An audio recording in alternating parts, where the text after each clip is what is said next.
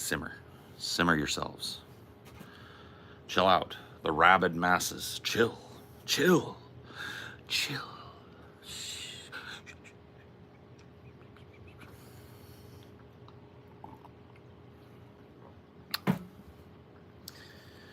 Chill your ass out, boy.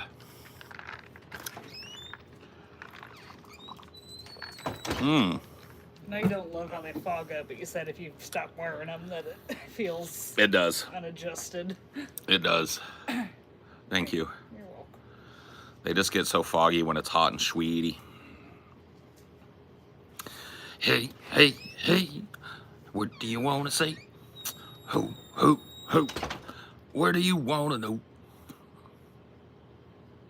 Hello, hello, hello, hello. Good evening, good morning, good afternoon. What's good?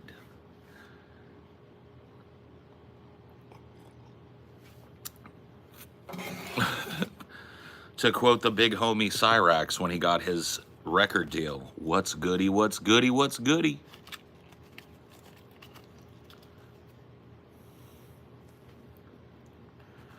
The world is not enough,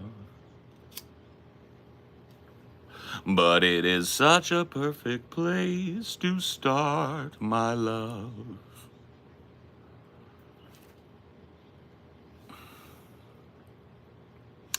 ¿Qué pasa en la casa? You know, just kind of fucking chilling and stuff. Recording some stuff later today, but otherwise don't have anything to do. Got some really good news today. Papa bless. Got some really good news. Big time news. Big time news for Paul's ego. You guys will know soon enough. But I'm out here suffering. It is hot today. It's going to be like, I think, 96 at the peak in a couple hours. So that's not great, but it's not awful. It's not undoable. Can you smoke on the Vosh pack? You can smoke on whatever pack you want, bud. As long as it's not that Paul pack. I don't let that happen in my own chat. You can't smoke on the Paul pack.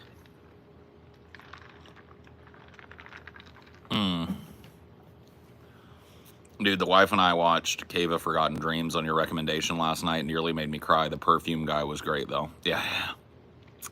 I love that movie, man.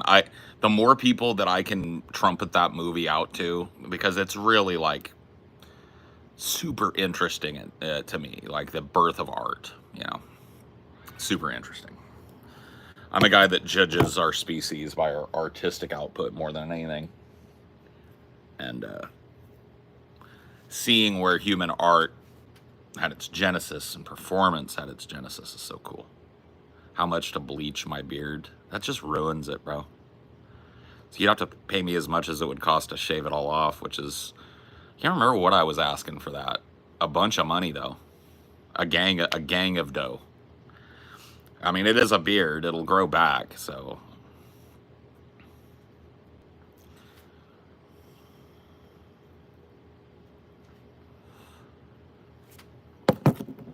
No, I mean, it's an attainable sum, but just not a sum. I think it was like 10K.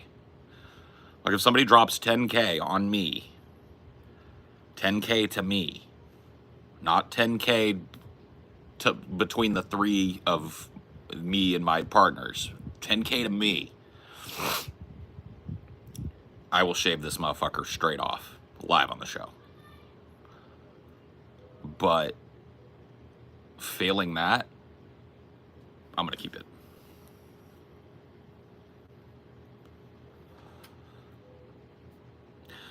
The world is not enough, but it is such a perfect place to start my love.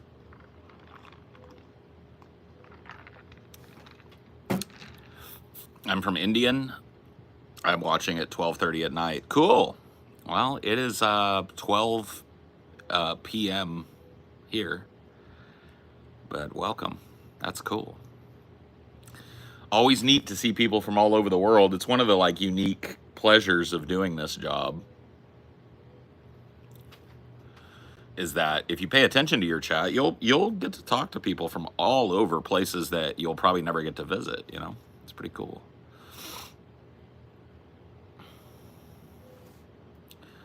What other Werner Herzog movies do you like? Fitzcarraldo is a great movie. Fuck, what is that one called? It's a Klaus. I mean, there's a lot of he made a lot of movies with Klaus Kinski that are really, really good. So I would look at his collaborations with Klaus Kinski, but Fitzcarraldo is one of my favorite movies, period.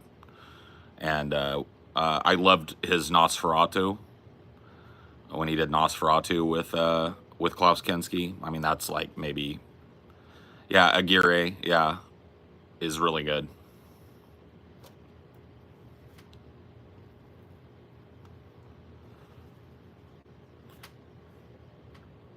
If you were to move out of the USA, how do you think your political commentary will change? See, that's the crazy thing, is that, like, I could move out of the USA maybe, but I don't think your mentality would change overnight, you know? And I would also be sitting in a position where, like, my whole family, everybody that I love and care about is still here, so I would probably still have to care about American politics pretty extensively, I would imagine.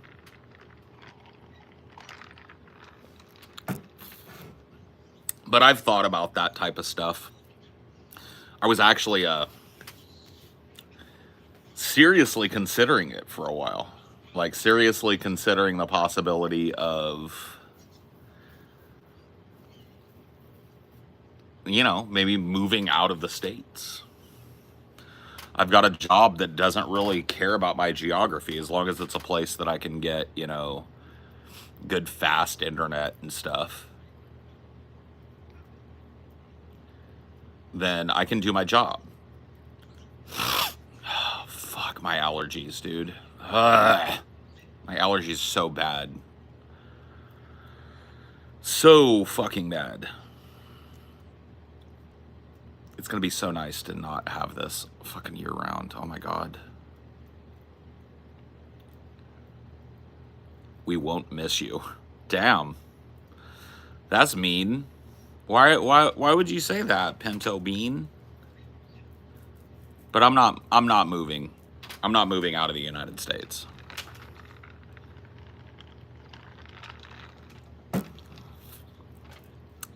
Why so mean, little Pinto Bean? You got such a cute name. But you're such a mean soul. What is that? I'm a little pinto bean. You're a monster.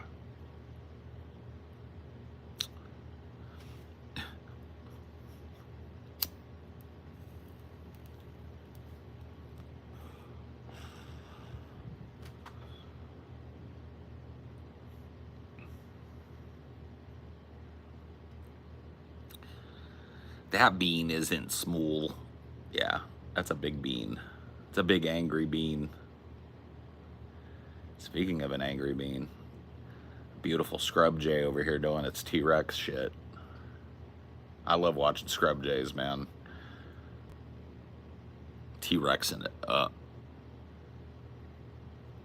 What are you chatting?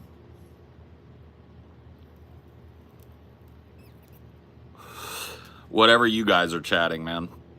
That's what I do on this show. This is the reverse zoo, okay? That's me. Don't wear out the name. The one, the only, the poltergeist.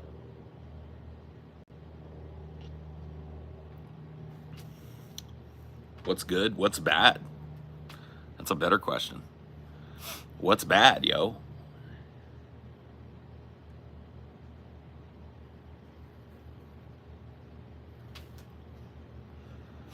I'm gonna wear your name to work.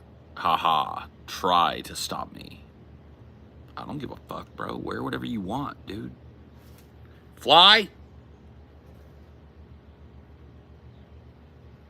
You gonna get it.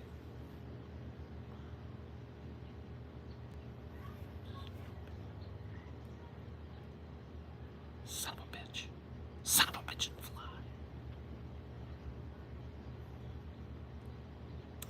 Are you German? No, I'm not German. I am Scottish, Irish, Norwegian by ancestry. Psst. Get your little... Okay, that's it. You're a troll. I'm going to troll you. How's a 10,000 volt jolt feel? Let's get it popping. Let's get it cracking. Let's get it crack-a-lacking. Let's get it zipping. Let's get it zapping. Let's get it zapping. Oh, there you are, huh? Coming over here? Coming to say hello to me? Yeah.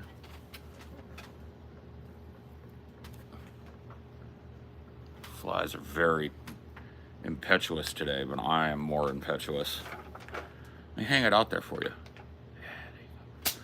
Oh, very close to getting you with that one, wasn't I? Come on. You're being hunted now, fuckers. Let's go. What? I thought you wanted a piece. At least two of you were all over me like 20 minutes ago. What happened? What happened?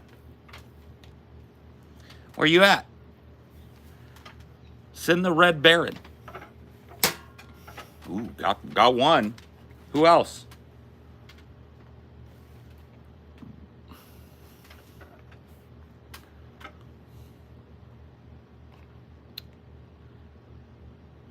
Brundlefly, yeah, dude. Come on. Come on, fly. Got your friend already. Your friend's done. You're next. Come on down. Let's get this done. Let's get this over with. Yeah, the hunting channel, dude. How a true fly killer gets down.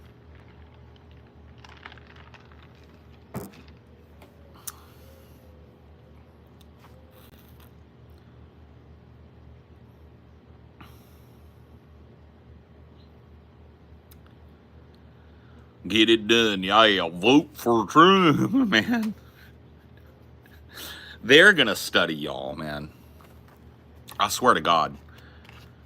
20 years from now, when Trump's a dead fucking dream, they're gonna study the MAGAs, bro. They're gonna look at you motherfuckers under a microscope, and it is gonna be wild what we find. You motherfuckers are about the... Yeah, like, it is like a bunch of grown-ass adults walking around the world with their pants around their ankles. You know what I mean? And it's just like, huh?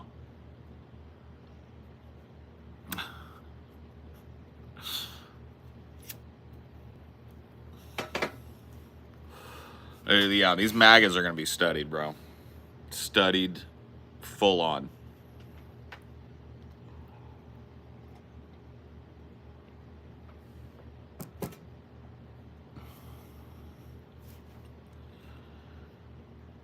Try putting you a couple Venus flytraps out there with you. They help a little bit, at least where I'm at.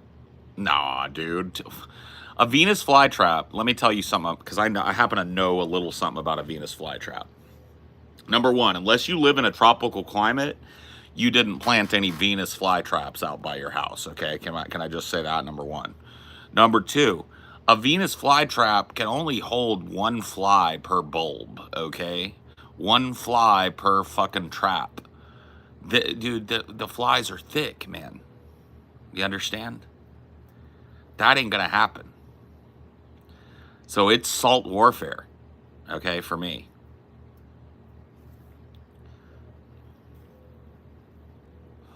The Midnight Ghoul is my sniper, Ruby. You may as well not even try and compete, because when the Ghoul is on the case, it's over. Like, that is, like, the Ghoul, I swear to God, and the Ghoul is, like, pitiless, too. Like, there are some times where I'm like, yeah, my mods are 90%, they're going to let that one float. Nah, not with the Ghoul. The Ghoul is heavy on the trigger. He loves it. I mean, I got shooters on every rooftop, okay? This ain't no Trump rally.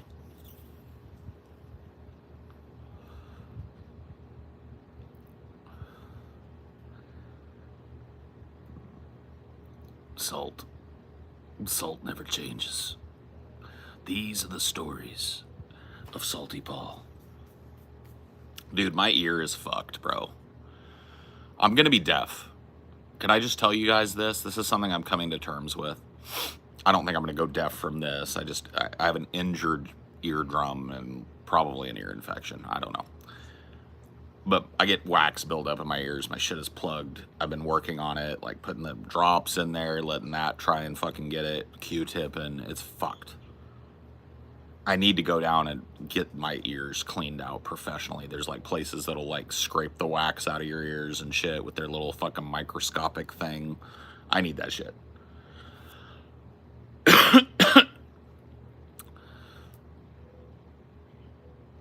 But it's just so distracting when your ear is plugged up.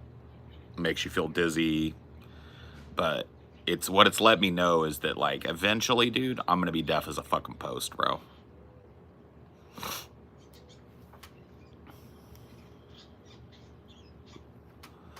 I will need hearing aids, yeah. And of course, I married like this beautiful, soft-spoken woman. And probably the most common thing I say to her is, huh? What was that? Say what? Already. And I'm fucking 44. Not looking good.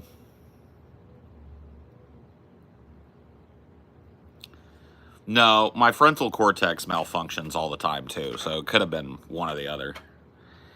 At least you can still use those Temple headphones. Huh? What did you say?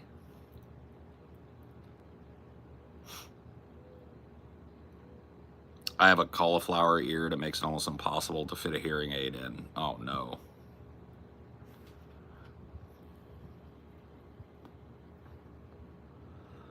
Yeah, I'm gonna be deaf as a fucking stump, bro. I can just tell. I've already gotten to the point, but see, this is something that I've talked about before. Movies, I'm gonna say this right now, and there are gonna be some people that know what I'm talking about, and there are gonna be some of you like, what? Movies and TV shows and Netflix specials and shit today are mixed horribly. I'll say it again. The sound mixing on movies and TV shows is horrible. Subtitles on already for me. 24/7. Because otherwise I'm going to miss half the dialogue. Too soft, too loud, yeah. It's awful. I don't know what it is. I don't know if it's a failure of like home, audio shit. I don't think so though. Like, I don't think it's a failure of I don't think it's a home audio failure. I just think they're mixing movies horribly.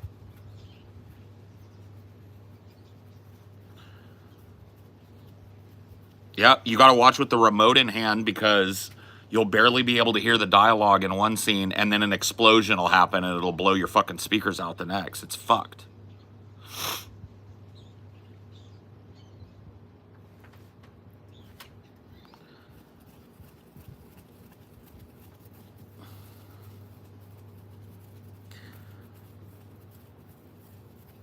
Yes, that was a huge problem with Dune. It's a huge problem with almost every movie now that I watch, and most Netflix things too. Like, they're mixed horribly. They're like the sound, the dynamic range or whatever, so high, and like dialogue can be inaudible sometimes, just like completely inaudible. And I already struggle with my hearing, like I said, so it's like not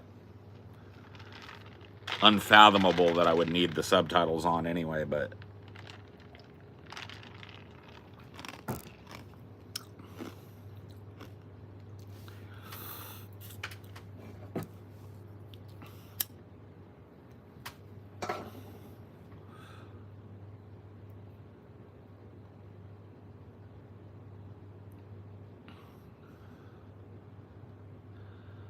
I have to watch everything with subtitles now. Netflix is the worst one for sure. Yeah, I don't know, man. They're fucking bad. But it's already bad for me because my hearing is already shit. And then now shit is mixed so awfully that you have to fucking just keep it turned to a media. Like, we turn things up to where it's like not blowing Amelia's ears out and I can barely hear it. And that works. And that's about all we do. That's about all we can do at this point.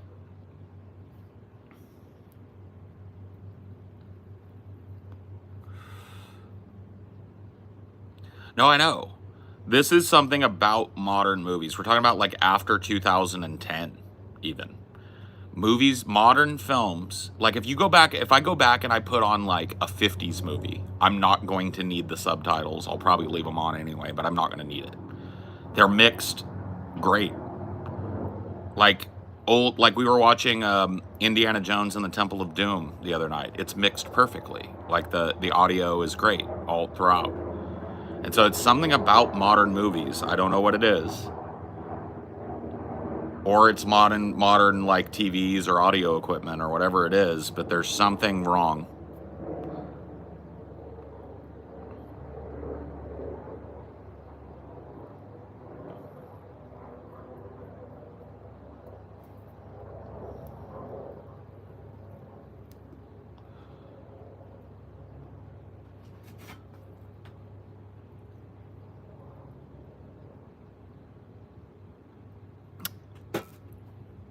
Ugh. God damn it.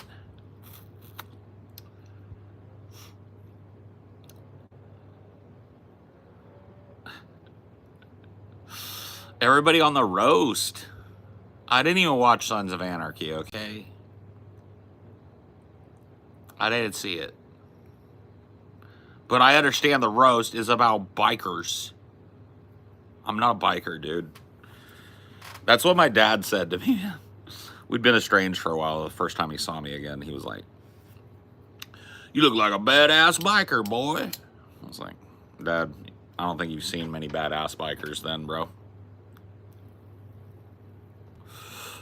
What's your philosophy? I mean, I don't know, man. That's a tough question, right? I mean, politically, I'm a labor leftist. I believe in working people. I believe in blue collar activism. I believe in unions and the power of the people to collectively bargain for their wages and shit. That's my political base. Personally, I've recently in my life adopted Zen Buddhist practice. I try and do that. I'm trying to learn about that as I go. That's a journey. I'm kind of a pacifist personally, except in extreme situations. That fits along with my Buddhism. If nothing else does, my reluctance to pick up arms fits with my Buddhist practice. But yeah, my personal philosophy, I mean, there's a heavy dash of live and let live, right? A heavy dash of not concerning myself with people's personal problems. A heavy dash of thinking, like futurism, thinking into the far future, envisioning what the trajectory of our society might be. Environmentalism woven in there. Something like that, right?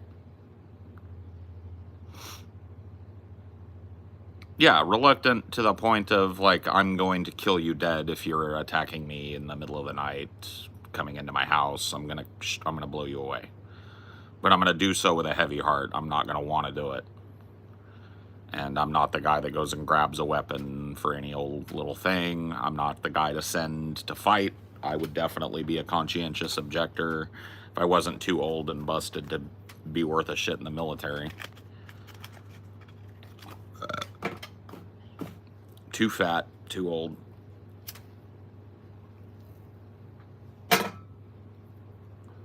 But, I wouldn't be good to pick up anyway.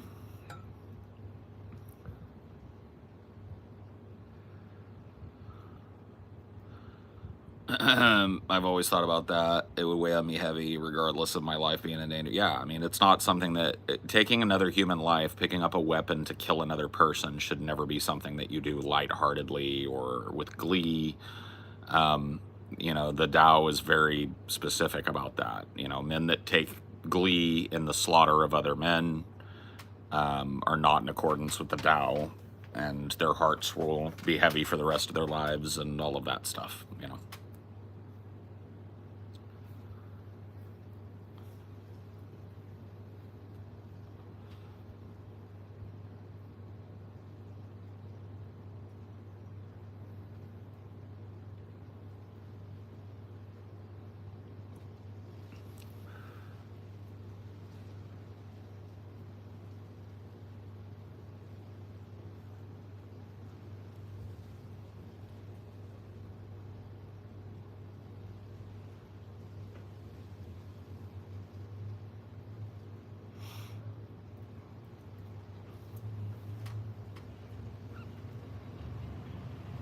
Reboot.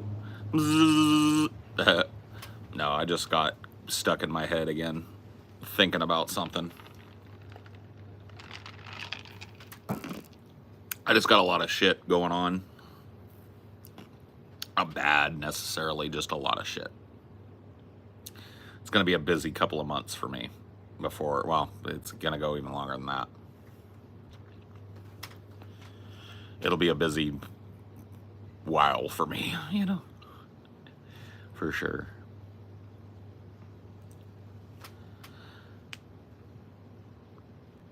That's a big cup, dude. Dude, this is one of the things. I have 2 or 3 of these. I think 2 now. A blue one and a pink one. And I got these when I first moved to Texas. You can't buy shit like this in California. They don't even sell big, nice plastic cups like this. This is like that thick-ass plastic that'll last forever.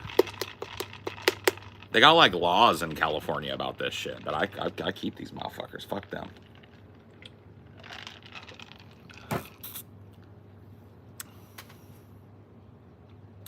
What's the good news? Cretinous swine. Holy shit. You bought that at HEB? I have that same cup. Yeah, I probably did.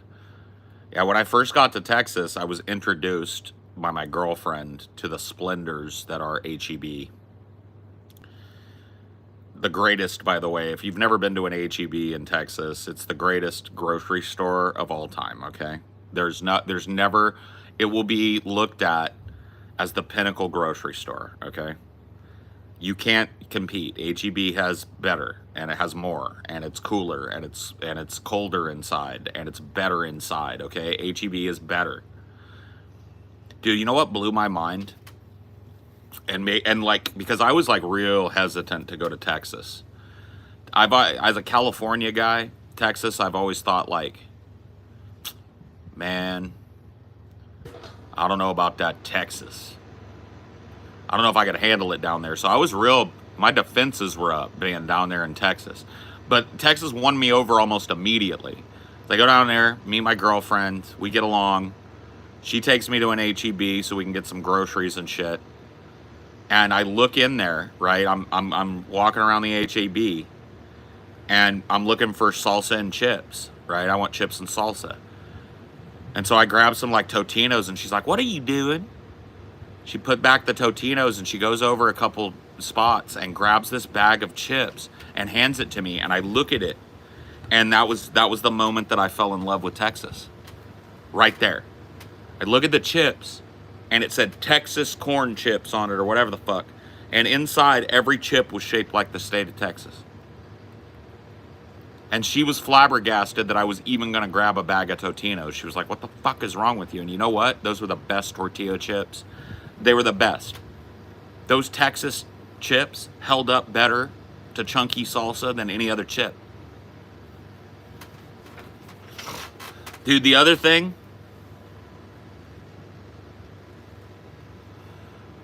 The other thing was the first meal that I ate in Texas, right? So I showed up and I was hungry because I'd driven like for fucking a day straight, 24 hours straight, right? Fucking, well, not straight, but at least 24 hours on the road to get there.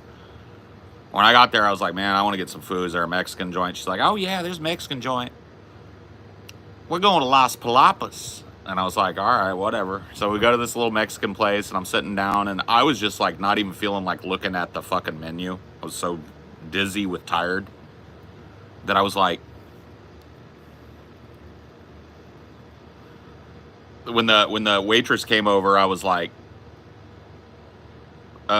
what should I get? You know, this is my first time here. And she goes, "Oh, are you hungry?" And I'm like, "Yeah, I'm hungry." She goes, "You ought to get the gravito, blah blah blah." And I was like, "Whatever it is, I'll take it." Dude, it was a fucking beef burrito with like a bean cheese beef burrito smothered in gravy. And the worst part about it was fucking delicious. So Texas worked its charms on me really quick. Can you smoke marijuana in Texas? You can. I don't know that I would recommend doing so, but I can speak on the fact that you can smoke marijuana. It was like brown gravy, so like the kind of gravy you'd put on roast beef. Brown gravy, yeah. The Gravito at Los P. Won my fucking heart, man.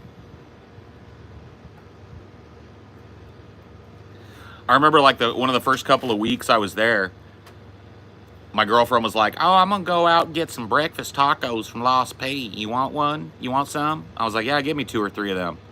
I'm thinking like eggs and bacon, right? She brings home, dude, you know what a breakfast taco is in Texas? It's a bean and cheese taco. And they're fucking delicious. Bean and cheese taco on a fresh, crispy corn, like not crispy, like totally crispy, but crispy corn tortilla. And you're like, what? With salsa? Like, this is breakfast? Yeah, they only do it in the morning over there. I was like, what?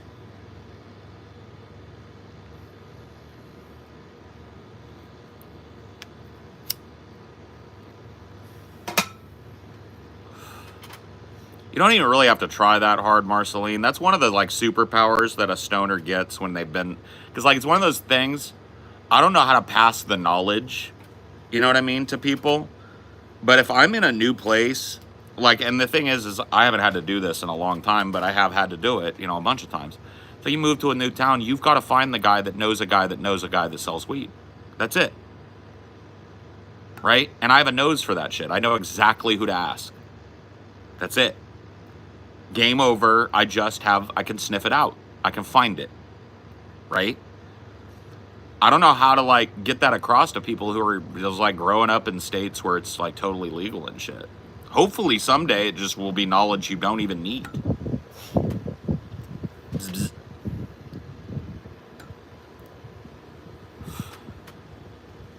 Cool shirt. It's my favorite shirt. It's the only time that I've been baited, because, like, I don't even use Facebook other than to, like, check on my family and stuff. Every once in a blue moon, I'll pop onto it. And I did that, and this was in the Facebook Marketplace or whatever, like one of those ads. And I was like, holy shit, that looks like a cool shirt. I ordered it. It's the best shirt I own. Pay like $22 for it. It looks exactly like it looked when I ordered it.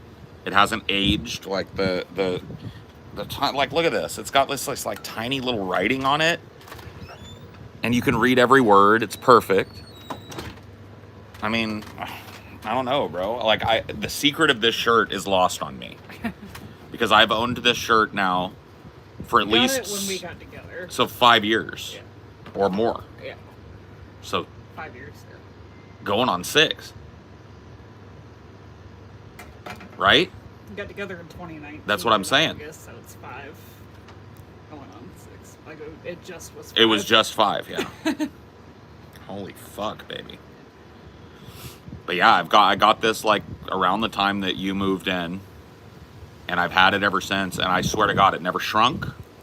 It fit me at any size too. Yeah. Like when I was way bigger, it still looked good on me. Yeah. Now that I'm smaller, it still looks good on me. Yeah.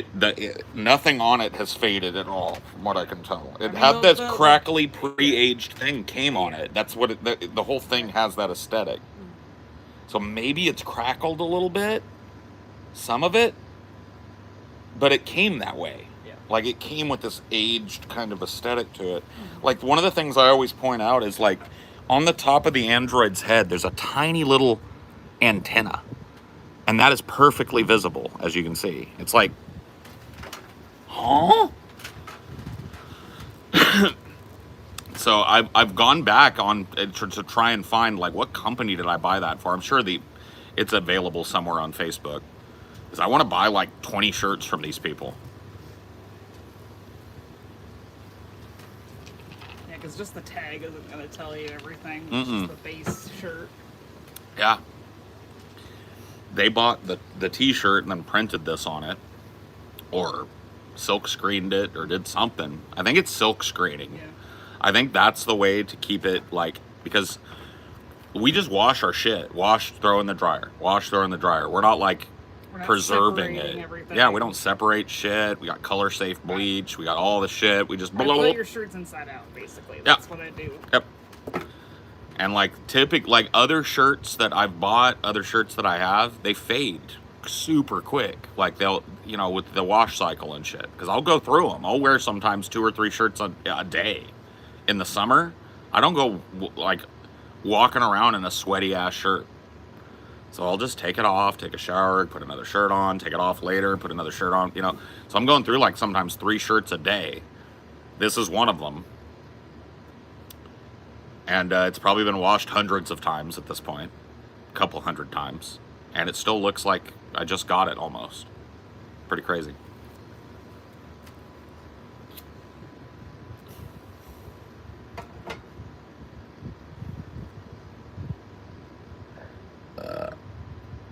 You gotta get yourself connected. You ever heard that song? You gotta get yourself connected. Writings on the wall. And if your mind's neglected, stumble you might fall, stumble you might fall. It's like a techno song. I know it's been remixed a billion different times. I think it's, who sings that? It's like Aquatica or something.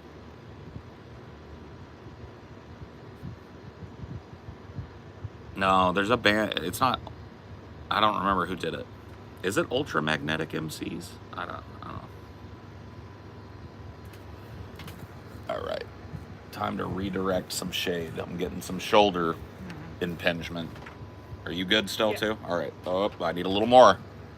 You good? Yep. Okay. I need a little more.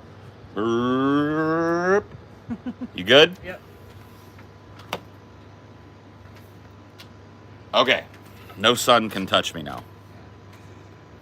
That'll help with the sweaty. I can't believe we went all last summer having this umbrella, not putting it up because we thought it would be too much of a pain in the ass. We forgot we just had this table that we could just shove it in. I think you and I are cut from the same cloth, that we're not materialists and we're not like goal oriented when it comes to small things. Yeah. We're long-term goal oriented, but when it comes to like, oh, we've got an umbrella, let's just go get the sand so we can put it up. It's like, oh, we can do that tomorrow. We can do that next week. We can do that. We're procrastinators, you and I. So that's all we needed was sand and to stick it in this table.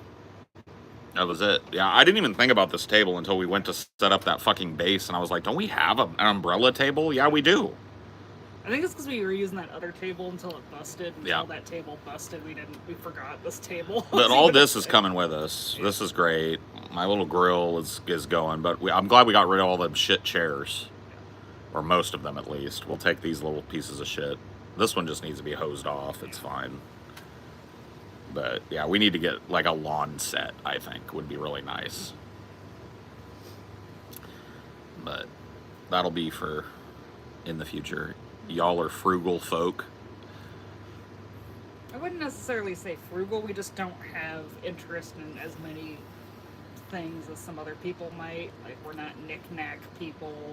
I mean, my watches are kind of knick-knacks, aren't they? But I mean, there was a long time where that wasn't a thing. Yeah, we don't have a ton of knick-knacks. We're not like family photo people, so we don't have like pictures up on our wall of everybody that we know.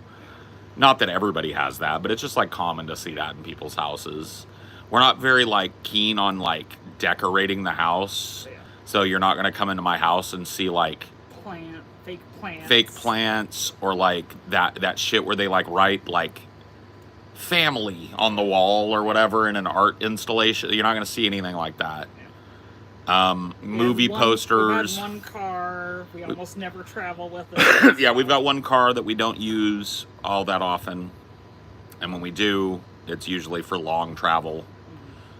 So yeah, I mean, we keep our costs down in comparison to people that care about shit like that.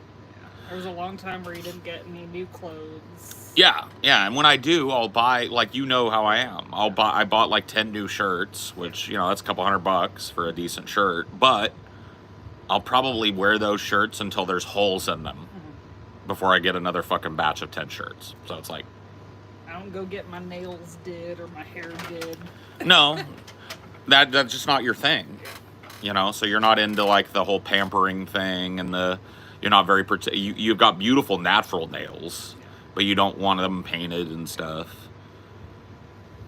You're not overly concerned with all of that kind of stuff, and I'm completely unconcerned with it, so that works out. See, I mean, we don't have kids, so that's a big savings. That's a huge savings. I remember back when I was a kid, my dad showing me a New York Times article, and he was like, "This is the cost of you, boy." And it said the average family it costs from cradle through college $1 million to raise a child in the 80s or 90s, early 90s. He was fucking around, obviously, but he was like, "Look at this. Put me in the poorhouse. Don't ask me for money, you know?"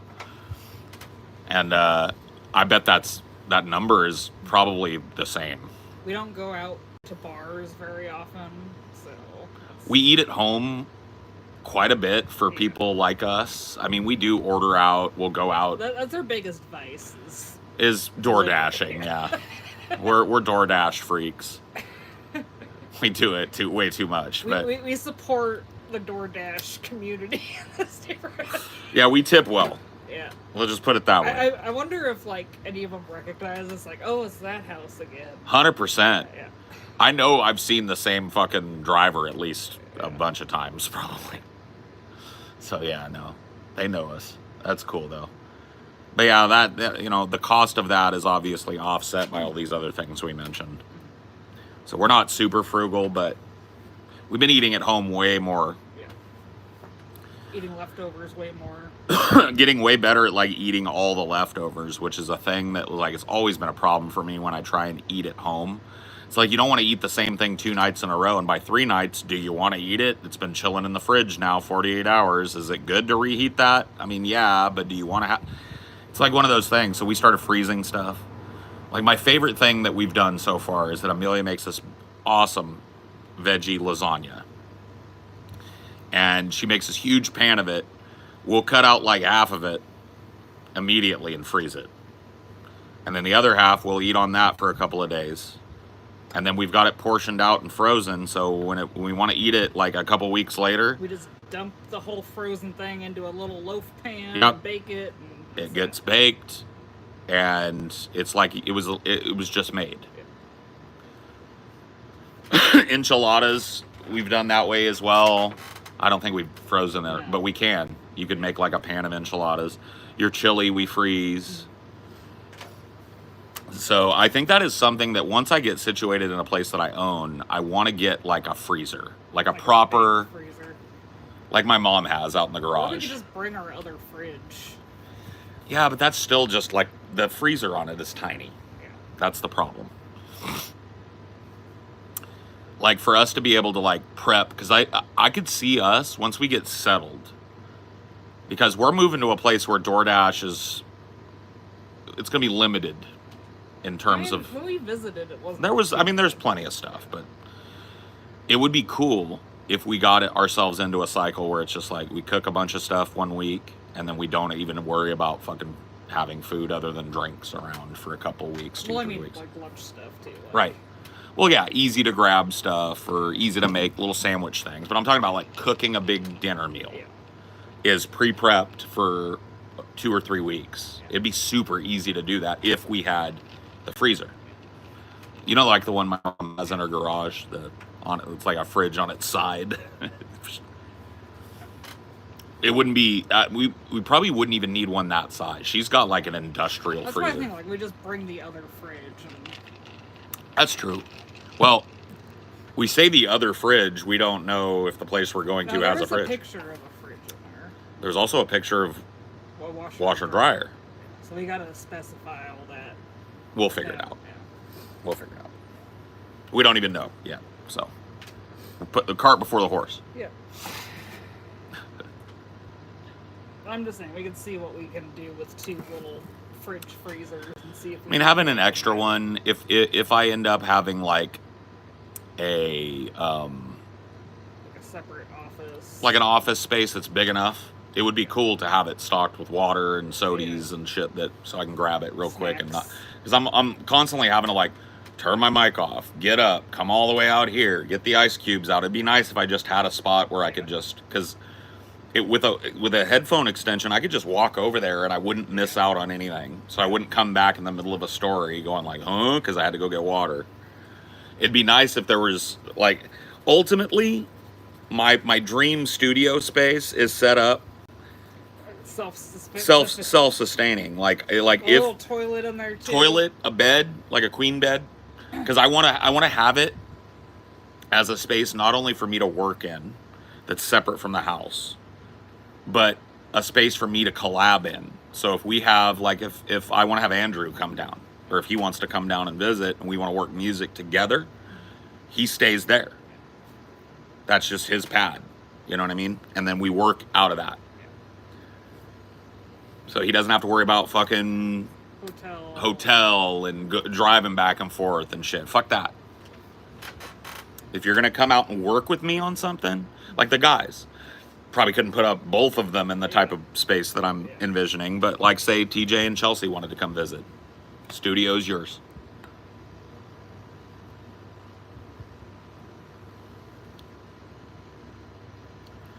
So it just serves a dual function. It gives a little bit of privacy to a guest and allows them to exist in a space of constant creativity. Yeah. Because I want to have it set up, not like a full recording studio, but almost like that. Yeah. I want to have a vocal booth, or at the very least a shielded vocal mic, so that when I do lay down vocals, I'm not using my podcasting mic to do it. I have most of the shit that I need on my end. But I want to get some shit, a better monitor setup, mounted monitors and all of that, up on the wall and in various configurations to allow me to do the job better, have it look better behind me. You know what I mean? Like if I turn on the camera, you'll be able to see this kind of space behind me that I've lit and created to be this creative space, this chill spot. That's the dream, right? That's my midterm goal.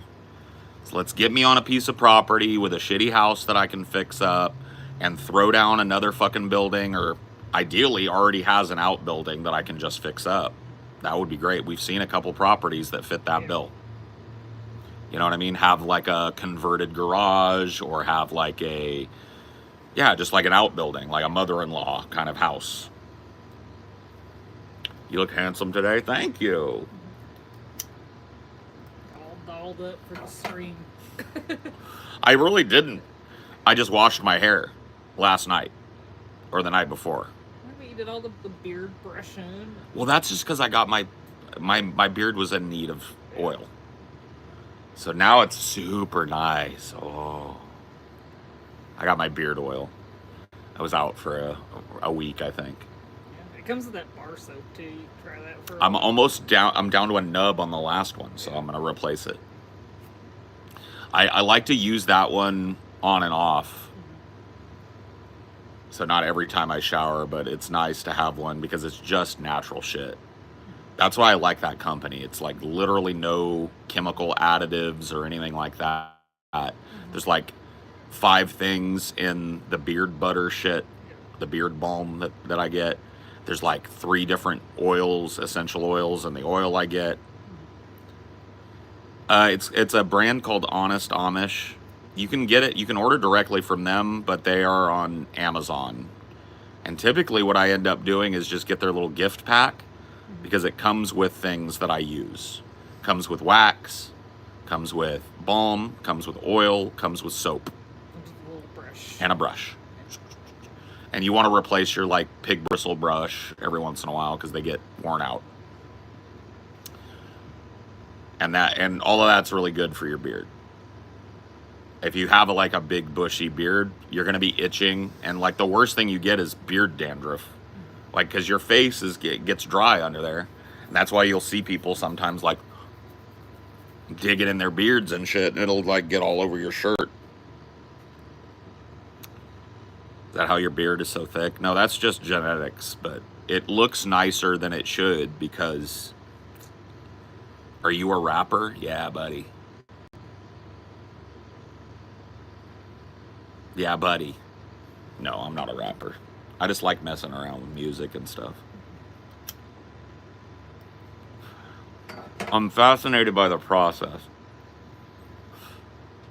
And I love working collaboratively on creative things. That's like that's my home base.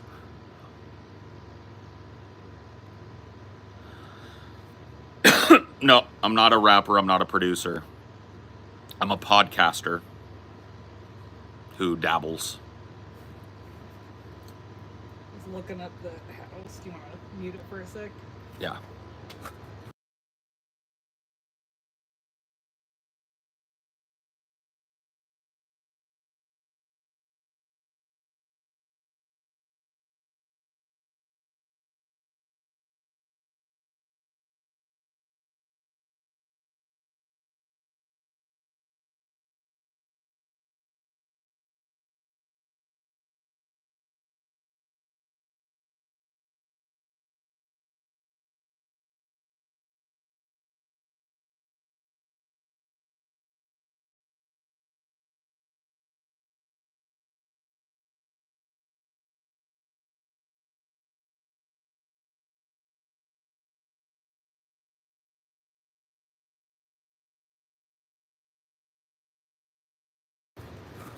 All right, unmuted. We just wanted to marvel at something. Yeah, we were looking at something related to the 2008 housing crash. Yeah. Just how much value something has lost over time. It's like, fuck. Or at least lost in that crash. It was just a reminder that, like, there were people that lost because, like, before, people don't remember this. I was looking to move. We were looking to buy a house, me and my ex-wife at this point. We weren't married yet, but out of curiosity, I got my house appraised because I wanted to know what it was worth. I had bought it for a song, 25 grand. Oh, the condo, you mean? The condo, yeah, the condo. Sorry, not a whole house, but a condo. And I owned it. It was in my early 20s. I'd bought it for 25 grand. And we were like doing the math on like what can we afford to put down, because I didn't have a lot of savings. I was living pretty close to paycheck at the time. I was doing okay. I just wasn't able to sock away a ton of money. I had a couple grand maybe in the bank. How much do we need to put down? And what is this house worth, and will it cover? Bro, when I got it appraised at $95,000. I was like, I've quadrupled up, basically. Why didn't you sell it then? Because I was stupid.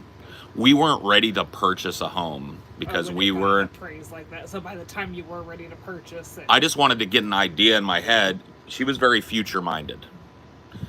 And so we were thinking ahead. We were engaged, but not yet ready to purchase because we wanted to be married first before, so we could get it as a marriage purchase for both of us.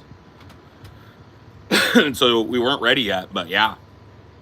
But I lost all that value in the crash and ended up holding on to it. And I ended up doubling up, or close, a little more than doubling up when I sold it. Eventually. So it wasn't like horrible, but if I'd have just been like, fuck this, we're moving out, it's for sale.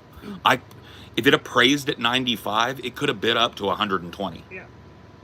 And that would have been like pretty much like 3/4 of the house we ended up buying.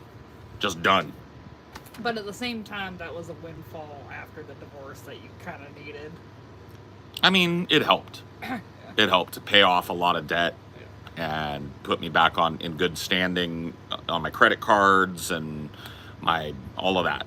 Got my bank account positive and let me establish my residency and all of that. So yeah, it ended up serving a purpose, but it's just like one of those things you look back on.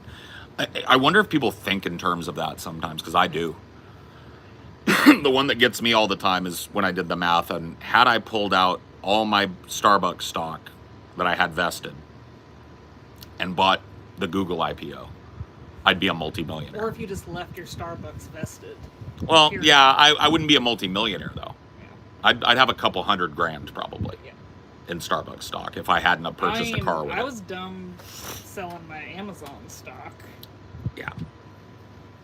Because that was before the stock split that we were getting shares. That's how they get you. Yeah. They they tell you it's like, oh, well, you're going to have to pay all the taxes if you don't sell them. And... Yeah, they grant you all this stock, but it's like it's like dangling a carrot in front of a 20-year-old. It's like what I did with mine, which, you know, it wasn't a bad use of it. Yeah. I sold most of my stock and bought a brand new car and had no payment. I bought my first brand new at a 2016 Scion XB, and I bought that outright. Or no, it wasn't 2016. 2006? 2006 Yeah. Scion XB. Sorry. I get my decades fucked up sometimes. But, you know, but like that car, which I don't have anymore, which I ended up just giving away to a friend of the family. Like I just gave it to somebody. That car, because it was clean title and owned outright, fuck it. That car would represent about $200,000 in Starbucks stock if I'd have just sat on it like an egg. So that's fucked. Had I taken what that was and bought the Google IPO, that would be sitting at $3 or $4 million. Multi-millionaire. But the thing is, the market is always a gamble. Like, you could look at wistfully back at all the deals you missed, but for every deal you missed, you could have put it in something retarded. Well, the reason I ended up not doing it, because everybody was screaming at me to do it, the reason I ended up not doing it is I lived through the dot-com crash. Yeah, so you were paranoid. 2000, 1999, all these Yahoos and shit that were worth multi-billion-dollar evaluations are now worth pennies. Yeah. And it's like, I don't want to take this. I believe in this company that I'm working for. Say what you want about it. Starbucks is strong. They're doing good business. Starbucks is busy. They're expanding. This stock is worth something. Theoretically, Google stock is worth something. But at that point in time, Google wasn't... Well, they almost sold themselves to Yahoo twice. I know. Google wasn't yet what it was. It was a search engine. It was more than that, but that's what it was known for. Yeah. And thinking about a search engine being profitable was like thinking about like gold raining down out of the sky to me. Yeah, they didn't have Google Ads yet. They did, but it was all nascent. Yeah. And so this being like a multi-billion-dollar valuation, you better get in on the ground floor quick. I just felt like that's a good way to take your stock certificate and rip it up and get pennies on the dollar back. And had I not listened to that intuition, I'd be a multimillionaire today. So it's just weird to think about, you know? Well, that's the stock market for you. It's like how many people bought into shit, like you said, that just crashed. Right. And burned.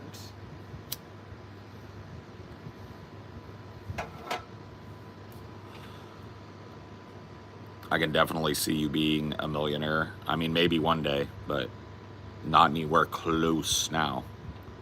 Nowhere close. Maybe if you take, not even close then. I was going to say maybe if you value like my business along with my personal net worth, like my ownership of the business. But even then, I don't think I have $1 million personal net worth. Not even close. So, yeah, maybe someday.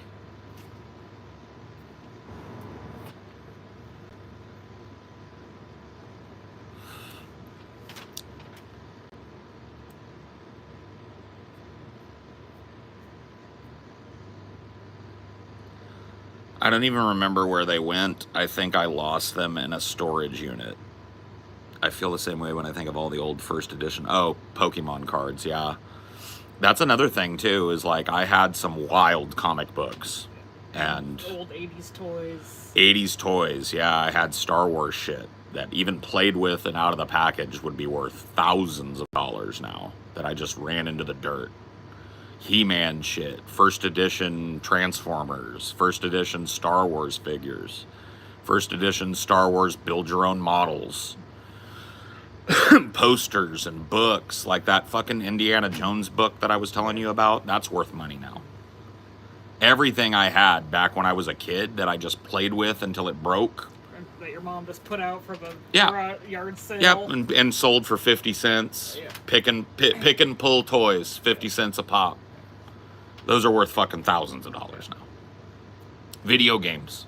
I had an original NES with a collection of original NES carts. Probably worth a couple grand now. Well, I mean, that's kind of how our economy works, is there's a lot of value in just being lucky. Yep. Well, there's a lot of value in being forward thinking. That's what it is. The people that bought into the Google IPO either did it blindly as a gamble, most of them probably, but some of them were going like, look, they've solidified this search engine market. 5 years ago, there were 10 search engines, and now there's Google. The writing's on the wall, right? They were thinking future, and not just in that, but like, I'm going to keep all my kids' toys because people are going to fucking be wistful for this time. I know, but for every person that it saves the right thing, there's 10 people that save the wrong thing, like the Beanie Babies and shit. I just think of all the shit I was into and it was all the right thing. Yeah. So like, Teddy Ruxpin. That's an expensive toy now. My sister and I had Teddy Ruxpin, and she had the little glowworm that read, his little companion. Garbage Pail Kids. But the reason why it's so valuable is because so many kids just let it go. But that's what I'm saying. That you could so. But I'm saying it's not valuable unless there's a bunch of kids like you that just didn't. That wasted them, and then they want to get them back. Yeah. You're right about that. Not everyone could be smart. It doesn't work if most people are lucky. Yeah, Garbage Pail Kid cards were the first cards that I started collecting. Yeah. And I had a wide collection of first, second, and third edition Garbage Pail Kids. Huge binder. Sold at a fucking yard sale for like $20. But the thing is, no one gets rich by everyone being lucky. You gotta have a lot of unlucky people to create rich people. I had a full edition of 1993 Fleer. I think I still do. X-Men cards. Full edition, like every card, all the foils. You gotta get all your boxes from your mom. My mom's got some shit stashed away. She kept shit that she said looked like it was worth money. She said that there were comics. If the comic books that she may have stashed up there are what I think they are, those might be thousands of dollars worth of comics, because I have first edition Infinity Gauntlet and Infinity War, all the Marvel shit that became popular after the fact. I've got first editions of all of those books in dust cover. We just got to plan to visit her and just grab all of it at once. We're gonna have to. Yeah. But that'll be for another day. But other than that, I don't think there's anything there. I've got a first edition Sabretooth from the late 90s. I've got first editions of the Infinity War, so the first 3 Infinity War, and then the Infinity Gauntlet. Well, those are backwards. Infinity Gauntlet, then Infinity War. I've got that full edition of 93 Fleer X-Men cards, or like Fleer Marvel superhero cards, with all the foils, and a couple of rares from other collections and stuff. I've got a full set of like 91 Fleer basketball cards as well, which there's probably a few cards in that, if they're still in good condition, that are worth some money. I have some old Magic, but dude, I had a dirty fucking thing happen to me. So I had a collection of really old Magic cards because I played back in the 90s. And it wasn't like filled with great shit, but there was a lot of great cards in there. The problem was in the 90s, nobody put sleeves on them. We just used them. You know, because we weren't thinking about collecting them forever. We were just playing the game. So my cards wouldn't have been anywhere near like good condition, so probably not worth much. But what would have been worth money was picked over by an ex. I had an ex that played Magic, and we kind of like threw our collections together, and when we separated, she just picked it clean like a vulture.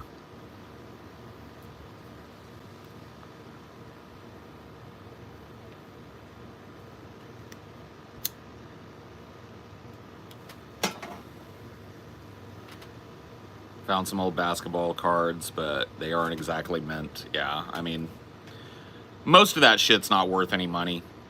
Most of it. You know, like what I have left of my Magic collection is worth garbage. You know, I just don't have anything that's worth anything from my past. And that forward-thinking kind of mentality of like, I should hold on to this console. I should hold on to this, you know, box of toys. I should hold on to this. I should hold on to that. Those types of people end up making out big because they wait for those things to be a couple $100 a piece or a couple $1,000 a piece, and then they sell them and make a big windfall. Who cares? Stop living in the past. Okay. We're just talking, bro. I'm not like constantly rubbing my hands together thinking about that. Just happened to be what we talked about, bro.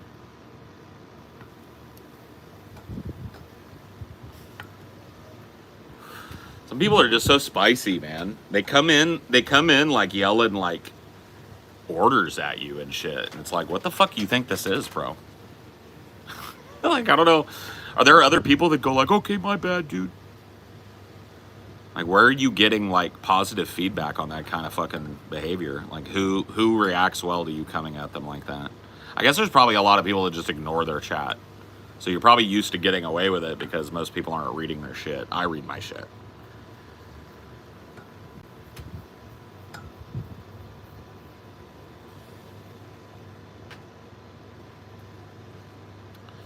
I read my shit.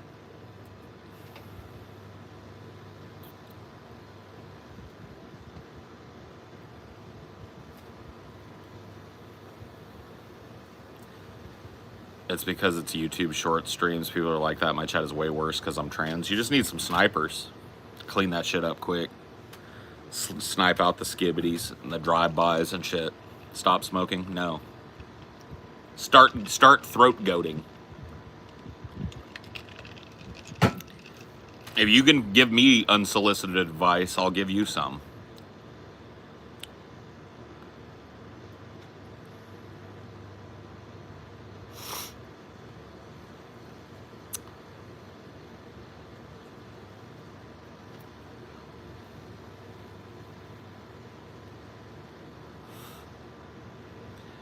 What is the most common form of trolling, do you think? I know which one I run into the most, but I want to know what you guys think before I say. Like, those of you that are like active on social media, like, what do you think the most common troll attempt is? Because, like, for me, well, I don't know. Political trolling? I don't know. Racism? Yeah. Screaming a slur. Yeah, just like spamming a slur and then getting banned and running away. That's a common one. I'm saying if you set aside those like drive-by ones where they just say something offensive and then get banned, right? I think the most, like, the one that I run into the most, and this is just because I talk politics and stuff a lot, is sea lioning. You guys ever heard of that term? You should look it up. Sea lioning.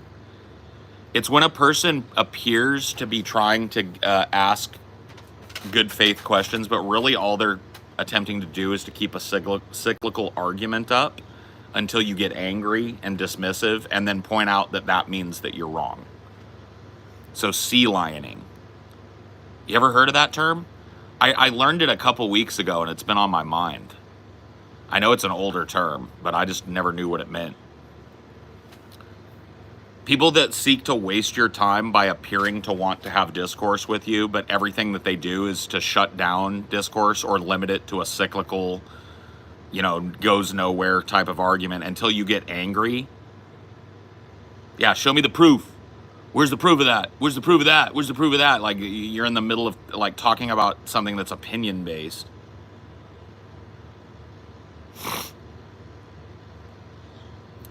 Sea lioning. Yeah. Well, I'm just trying to ask questions, find out what you think, man. Why are you getting mad?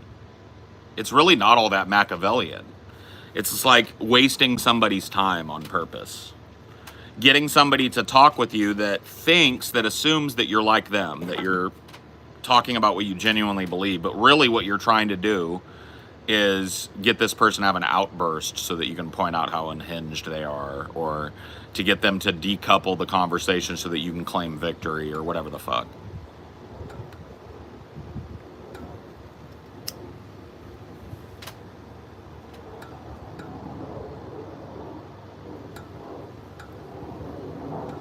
I mean, like, reactions are what people are trolling for, always, right? Other people's, like, free time, other people's genuine concern, like that. It makes a person feel like that they're making an impact. Like, oh, look, I changed that guy's mood for the worse. I made him mad. I win. I affected somebody. That's the heart of all trolling, right?